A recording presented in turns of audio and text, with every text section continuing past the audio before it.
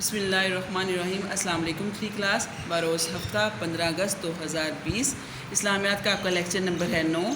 آج جو ہم کام کریں گے وہ ہے باب چہارم سیرت صحابہ سبق 1 حضرت عمر فاروق رضی اللہ تعالیٰ عنہ، کتاب صفحہ 51 سرگرمی 2-3 کتاب پر۔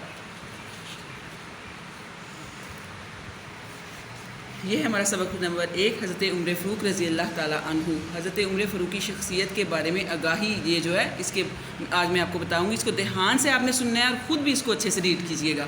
پیارے بچوں، ہم پہلے حضرت ابوبکر صدیق رضی اللہ تعالیٰ عنہ کے بارے میں پڑھ چکے ہیں۔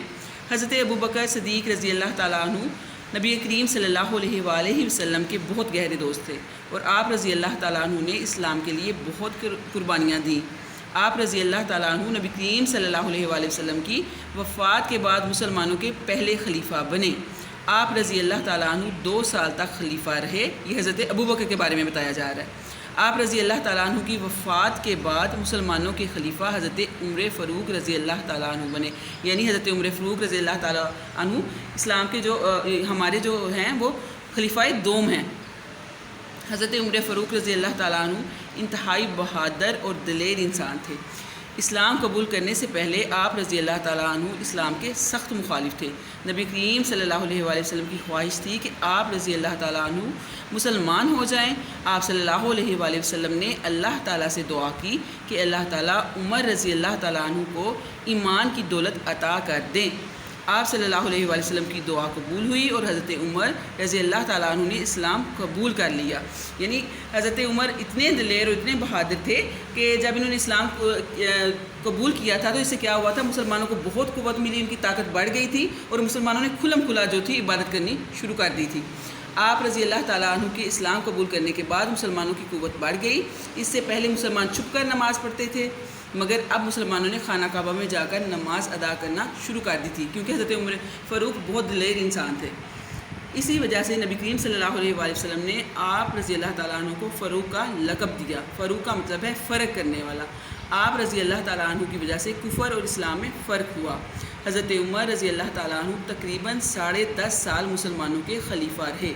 آپ رضی اللہ تعالیٰ عنہ کا عدل و انصاف دنیا میں مثال سمجھا جاتا ہے۔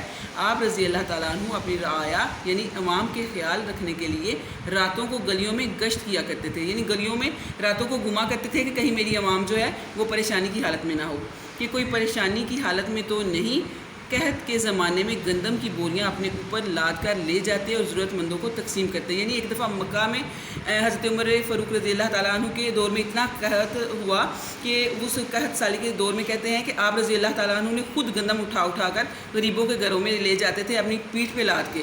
آپ رضی اللہ تعالیٰ عنہ نے نہایت سادہ زندگی گزاری۔ آپ رضی اللہ تعالیٰ عنہ کا لباس اور کھانا پینا سادہ ہوتا تھا۔ آپ رضی اللہ تعالیٰ عنہ ہمیشہ نبی کریم صلی اللہ علیہ وآلہ وسلم کی سنت کی پیروی کرتے تھے۔ آپ رضی اللہ تعالیٰ عنہ مدینہ منورہ میں نماز کی حالت میں شہید ہوئے۔ آپ رضی اللہ تعالیٰ عنہ کی قبر انور نبی کریم صلی اللہ علیہ وآلہ وسلم کے روضہ مبارک میں حضرت ابوبکر رضی اللہ تعالیٰ عنہ کے پہلو میں ہے۔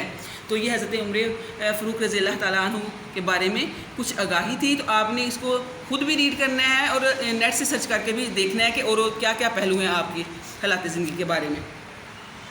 آگے سرگرمی نمبر 2 ہم کریں گے، درست جملے کے سامنے ٹک کا نشان اور غلط کے سامنے کراس کا نشان لگائیں۔ تو آپ نے ابھی ریڈنگ کی ہے، ابھی پڑھائی میں آپ نے پڑھا ہے سارا کچھ، تو آپ نے دھیان سے اس کو کرنا ہے۔ حضرت ابوبکر نبی کریم صلی اللہ علیہ وآلہ وسلم کے گہرے دوست تھے، بالکل ٹھیک ہے۔ اس کے آگے ہم ٹک کا نشان لگائیں گے۔ مسلمانوں کے پہلے خلیفہ حضرت عمر تھے، کراس ہے کیونکہ پہلے خلیفہ تو ہمارے جو ہیں وہ ابوبکر ہے نا، تو یہاں پہ ہم کراس کر دیں گے۔ حضرت ابوبکر 2 سال تک خلیفہ رہے، بالکل ٹھیک، یہاں پہ ہم ٹک کریں گے۔ حضرت ابوبکر رضی اللہ تعالیٰ عنہ کی وفات شہادت سے ہوئی، یہ رونگ ہے، کراس کر لگا دیں یہاں پہ۔ حضرت عمر رضی اللہ تعالیٰ عنہ کبھی بھی اسلام کے مخالف نہیں تھے، وہ بہت بڑے مخالف تھے، کراس یہاں پہ بھی ہم کراس لگائیں گے۔ آگے ہے ہمارا سرگرمی نمبر 3 عملی کام۔ نیچے دیے گئے خانوں میں جو باتیں حضرت عمر فاروق رضی اللہ تعالیٰ عنہ کے بارے میں درست ہیں ان کو سبز، اور جو غلط ہیں ان کو ہم نے زرد رنگ یعنی پیلا رنگ کرنا ہے۔ تو دیکھیں، خانہ کعبہ کی تعمیر، اس میں انہوں نے حصہ لیا تھا؟ نہیں لیا تھا، تو یہاں پہ ہم پیلا رنگ کر دیں گے۔ آپ شہید ہوئے، بالکل ٹھیک، یہاں پہ ہم گرین کلر کریں گے۔ سادہ زندگی گزاری، یہ بھی ٹھیک ہے، گرین کلر کریں گے۔ تیسرے خلیفہ نہیں، آپ تو خلیفہ دوم تھے، یہ رونگ ہے، یہاں پہ ہم نے پیلا کلر کرنا ہے۔ آپ کا جو خطاب نبی پاک صلی اللہ علیہ وآلہ وسلم نے دیا تھا وہ ذوالنورین تھا، نہیں یہ تو حضرت عثمان غنی کا ہے، تو یہاں پہ ہم کیا کریں گے، یہ رونگا تو پیلا رنگ کر دیں گے۔ قرآن جمع کیا، نہیں وہ بھی حضرت عثمان نے کیا تھا، تو یہاں پہ بھی یہ رونگا ہے، اس کو ہم نے کیا کرنا ہے، پیلا رنگ کرنا ہے۔ مدینہ کی گلیوں میں گشت وہ آپ کرتے تھے، یہاں پہ ہم کیا کریں گے، ہرا رنگ کریں گے۔ عدل و انصاف، یہ بھی ٹھیک ہے، یہاں پہ بھی ہرا رنگ کریں گے۔ خانہ کعبہ میں مسلمانوں کو نماز پڑھوائی، جی تو آپ کے اسلام قبول جب آپ نے کر لیا تھا، ان کے اسلام قبول کرنے کے بعد مسلمانوں نے نماز پڑھی تھی، یہ بھی ٹھیک ہے، یہاں پہ ہرا رنگ کریں گے۔ بہادر اور دلیر انسان، ٹھیک ہے، یہاں پہ ہرا رنگ ہوگا۔ روضہ نبوی میں قبر، یہ بھی ٹھیک ہے، یہاں پہ بھی ہم ہرا رنگ کریں گے۔ حبشہ ہجرت کی، یہ رونگ ہے، تو یہاں پہ آپ نے پیلا رنگ کرنا ہے۔